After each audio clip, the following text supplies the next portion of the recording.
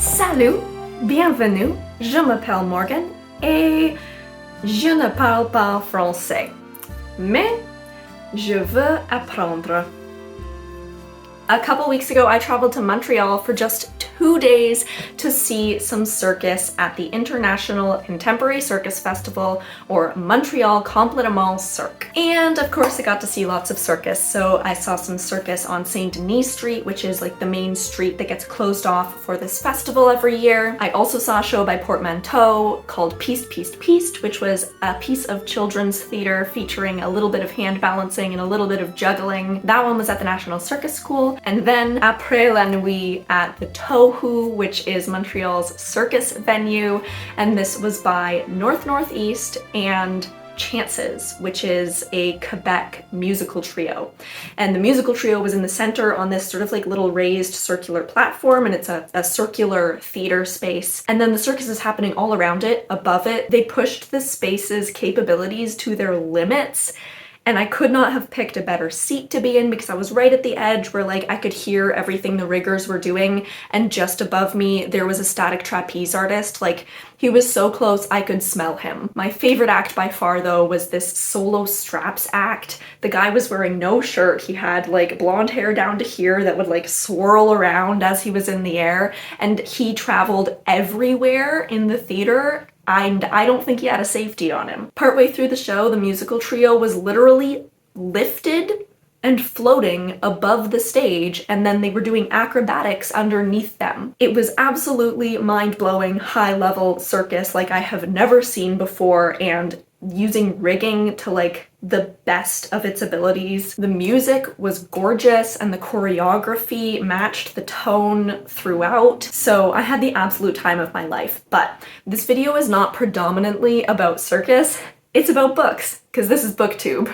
And on the first day that I arrived in Montreal, I hopped off at Montreal metro station and walked over to get some Montreal-style bagels because, of course, I'm going to partake in the Montreal cuisine while I am there. I got some bagels, I got some croissants, I got some poutine, lots of delicious craft beer, a really phenomenal, like, Thursday morning Montreal brunch at this lovely spot. But as I was walking to the bagels, I passed by two different used bookstores, and I picked up a couple books that I wanted to share with you today. So the first bookshop that I found, and please pardon my pronunciation, was Culinary du Plateau. There are a couple things that stand out about Montreal used bookstores that you don't find here in Ontario, just a couple hours away.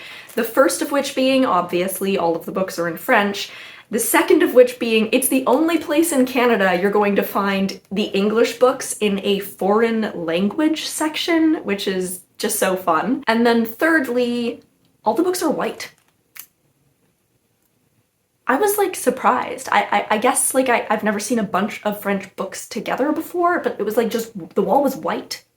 I looked into this, and there's like this one really long article that I'll link below all about why the majority of French publications are white, but it seems to have to do with this one publisher called Gallimard, who their color for publishing was just white, and they sort of like enforced that and set the standard, I guess, for French publishing, and then the public got a taste for white books, which feel more, I guess, serious and put an emphasis on the text itself rather than like images. And it does give this feeling of privileging the text over those images. So I guess that's how they do it in France. Anyway, what books did I get while I was there? Well, this bookshop actually had a lot of philosophical and feminist literature and academic texts in it, but I couldn't find any of the like big French academics that I was interested in, so I opted for some fiction. Firstly, my boyfriend found this French copy of the Prelude to Foundation. We both love the Foundation trilogy. I'm not so interested in reading further, but clearly he is. And he got this to encourage himself to learn French because he wanted something that he actually wanted to read. And now he has the French copy, so he has to learn French to read it. And it's a gorgeous little book. I love the floppiness of French paperbacks. Oh my gosh, that's good stuff. And then he told me that I also had to get a book in French, so I went a-hunting. And I wanted to get something that was originally written in French, not just a French translation of the English. And the only thing that I could think of was Arsène Lupin, or at least that's how I assume you pronounce it, because of that really cool Netflix show, Lupin. So this is, I think, the first collection of stories by Maurice Leblanc, or at least the first from this publisher. I think that because there was a row of them, and this was the first in the row, and it had 1 asterisk on the side, and the others had like 2, and then 3, and then 4, and then 5 asterisks. So I grabbed the one with the single asterisk. And this is a collection of short stories and novellas, and it kind of seems like plays because yeah, there's just like a bunch of dialogue in the middle of this, so I guess we'll find out. I'm also very excited because this has the story Arsène Lupin contre Sherlock Holmes.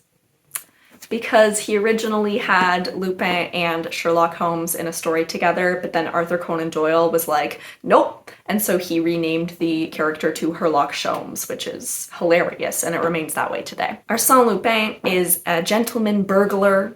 He sort of like does good on the wrong side of the law, and I highly recommend the Netflix series. We're watching it right now in French with English subtitles to start to listen to the language so that we can learn some French, because we were so inspired by Montreal culture and because a lot of circus and juggling happens in Quebec, and we want to be able to immerse ourselves in that culture when we go there, which is pretty hard to do when every time you walk into a cafe they say bonjour and you say bonjour, can I have a coffee? So that was the first used bookstore.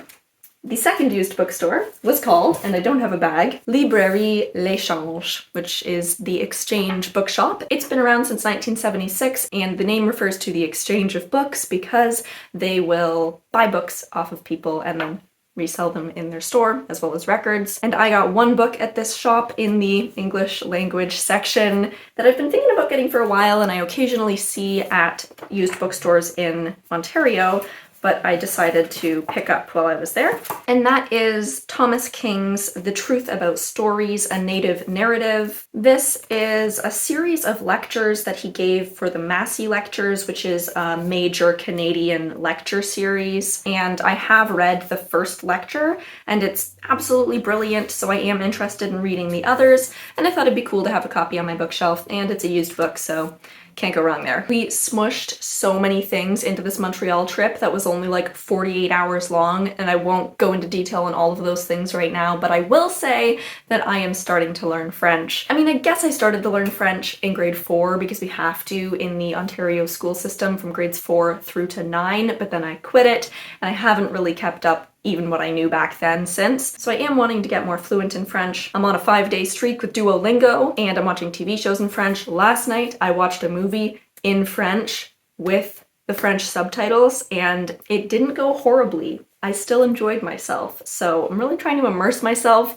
in the French language through music and TV shows and films, and eventually reading. I'm looking forward to it. If you have any tips and tricks for learning French or another language, I would love to hear them because I totally want to learn more languages in my lifetime. That's all from me for today, and I'll see you in another video soon.